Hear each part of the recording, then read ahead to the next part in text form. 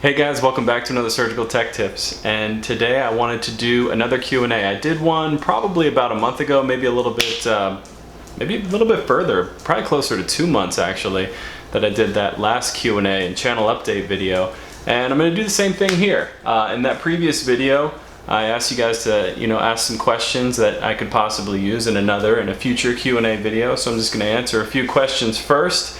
And then we'll talk a little bit more about the channel and the future of the channel if you guys are interested in that. Alright, so first question is by Evil Chimp 900, great name. A bit of a silly question, but how do you deal with needing a bathroom break while in the OR? Great question. Obviously some of these surgeries that we're in can take literally all day long. I've been in surgeries where I've been in the OR for 18 hours at a time. You specifically are lucky enough that you do not have to be in the OR that entire time. It's still, mandatory by the hospitals that, you receive 30-minute breaks periodically throughout the day. Usually if you're just there for 8 hours, it's a 30-minute break for lunch. You don't always get 15 minutes in the morning, but, if time permits and the schedule's light enough, you can get 15 minutes of break in the morning as well. But I mean, if it's an absolute emergency and you're in the middle of surgery, you can always have your circulating nurse call out to the front desk and try and see if there's an extra tech available that can just come in and scrub you out for 5 minutes so you can just take a quick bathroom break. I've had to do it for people in the OR, and it's not a big deal. You gotta go, you gotta go. We don't wear diapers at the table.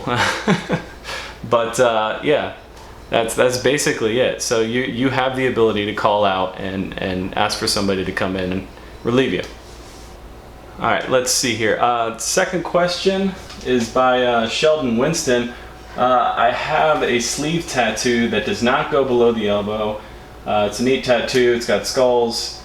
I know the medical field is conservative, so I was wondering if my tattoos will make it difficult to find a job. That's kind of a tough situation. I work with multiple people that have sleeve tattoos. I mean, even like sleeve tattoos like all the way up their arm on both arms. Yes, it's not, considered professional. And, in some instances and some interviews, it may harm you, but I think it really kind of comes down to personal preference of the person that's interviewing you. If your OR director doesn't really care about that stuff, then it's not going to be an issue. But, some people are more conservative than others. It's just the way it's going to be.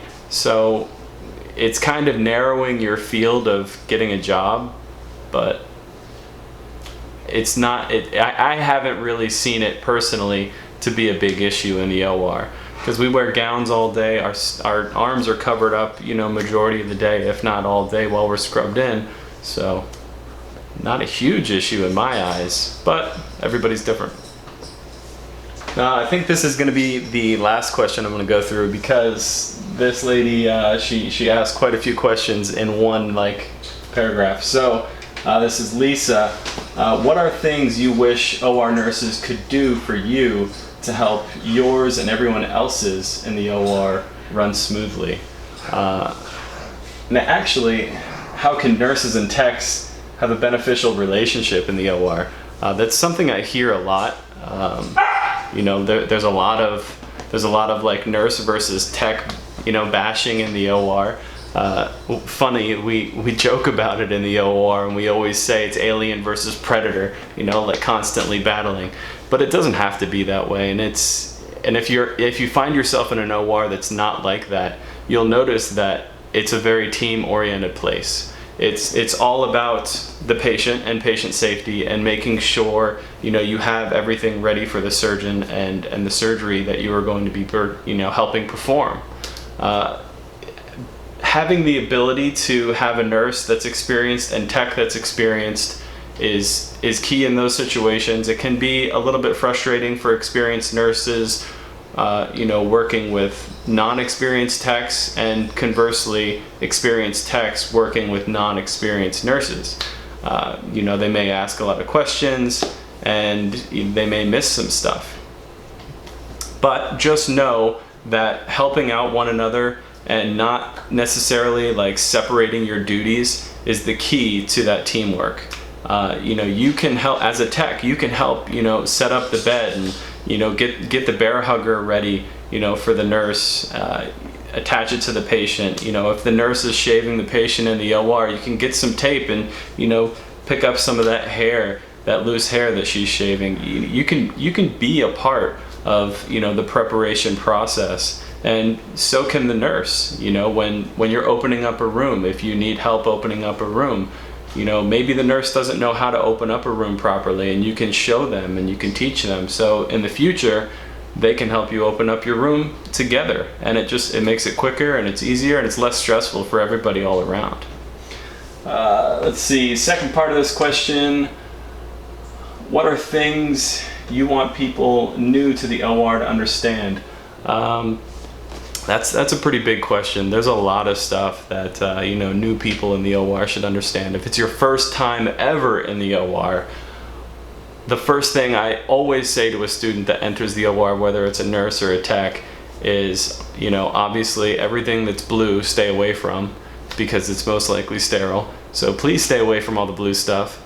And secondly, I tell every new person that walks into the OR that if you feel faint, please take a couple steps back and go sit on the wall, or go sit down somewhere. Don't try and, you know, be tough about it and think it's no big deal, because some people, I mean, if you get faint, you get faint.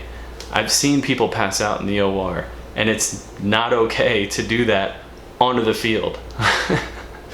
It has happened before, and if you feel faint, you know, at the sight of blood, if you're, you know, not quite sure if that, you know, if that environment is for you or whatever, just take a step back. It's no big deal. You don't have to be tough about it. It's no big deal. And last part of the question is, two more parts. How do you deal with tough and negative-minded and complaining staff members? That's a whole video in and of itself, and I think I might have to make a video for that in and of itself, because that's a loaded question too. We've all had to deal with you know, tough people that you work with, and not just the OR, pretty much any work environment that you're in. You know, you'll end up finding someone that's a little tough on you, or a little negative, or, you know, constantly complaining about something. You find that all over the place, no matter where you work. But it just seems like it really hits home in the OR because it is such a stressful environment. So I will answer that in a video. I think that's gonna need some time. And how do you deal with insanely tough surgeons, and how do you get on their good side? Insanely tough surgeons. Obviously, they are always going to be difficult to work with, and some of these surgeons, you feel like, you know, nothing you do can please them.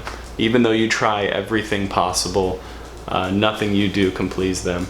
I've had, you know, the fortunate event of having to deal with some of those types of surgeons, and you know, you try your hardest to make sure everything will run smoothly. You try to make sure you will have, you know, every piece of equipment in the room that you know, may need or might need and do need.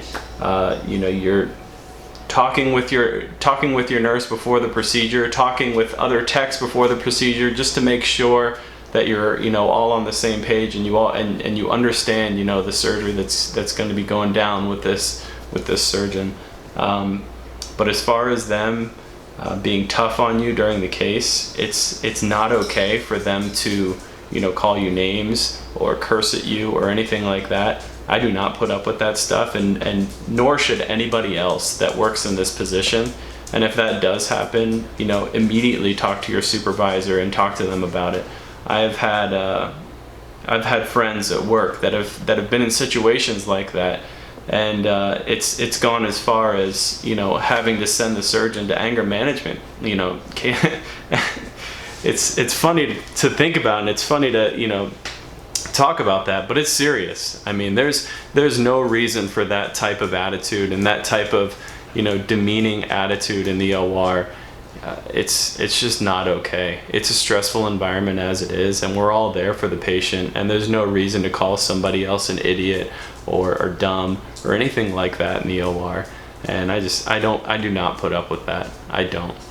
Maybe it's my years of experience being in the OR, you know, but I'm telling you right now, everybody that's in the OR should never have to put up with that.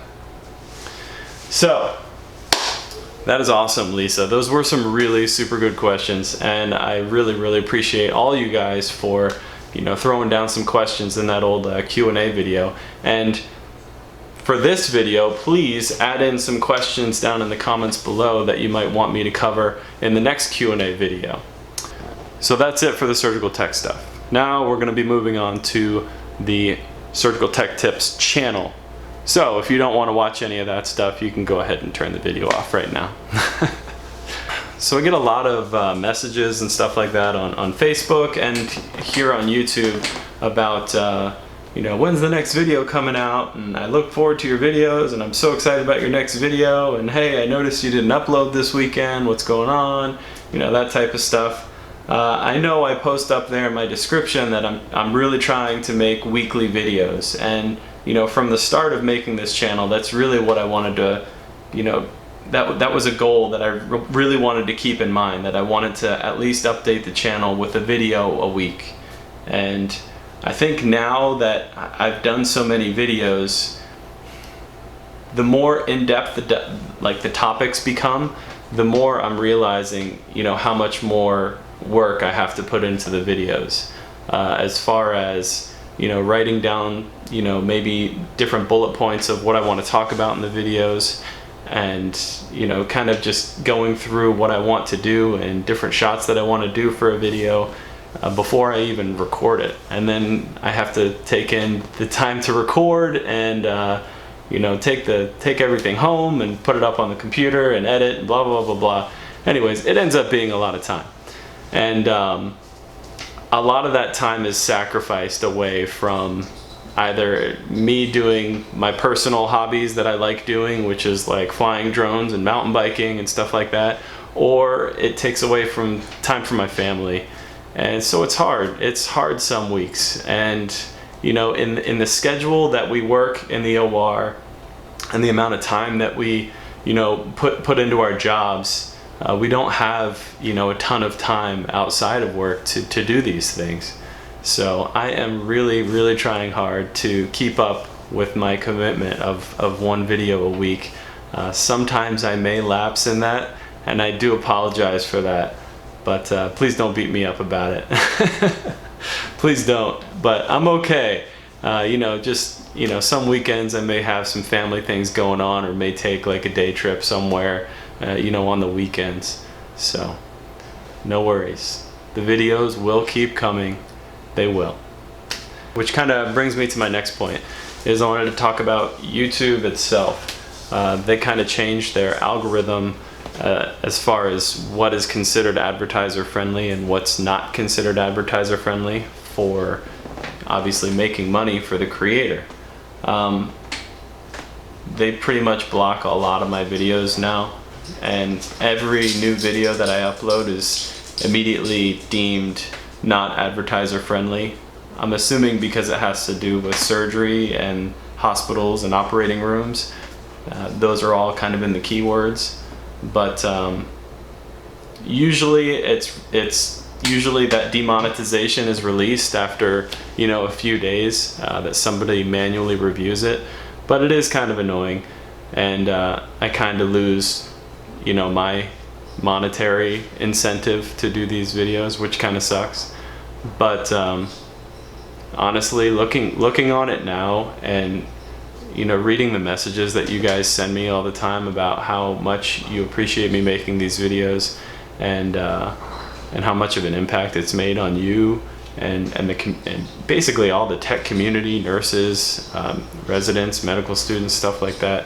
It's really great to see, and it's crazy to see just like the worldwide reach that this channel has. I mean, I've gotten messages all the way from like Japan and China and Australia, and multiple places in like Europe and stuff like that, and Dominican Republic, and like all over the place. And it's really crazy. You don't think about how far these videos are gonna reach, but it's the internet. I mean, it's worldwide. So it's really crazy to see. And I just want to say thank you to everybody that watches these videos and really does appreciate the content. I absolutely love hearing the feedback about how much you guys like the videos. So I do appreciate that very much. So I think that's about it. I did want to say that I was thinking about starting up a Patreon page for the channel, and that's just kind of a way for you guys, the community, to give back to the channel a little bit. If it's not like a mandatory thing or anything like that, but if there's anybody out there that wants to support the channel, teachers or people that are using this for schools or something like that, if they're interested in supporting the channel for educational purposes and the content that I make, I think that'd be cool. So I've been kind of throwing that idea around, thinking about it. Let me know what you guys think about that idea, opening up a Patreon, and maybe I could do specific content for the Patreon users, maybe like live streams or live videos or something like that, talking to you guys like one-on-one. We'll see. Alright guys, thank you so much for watching as always, and I'll see you again in the next video. Got a couple interview type videos this weekend, so watch out.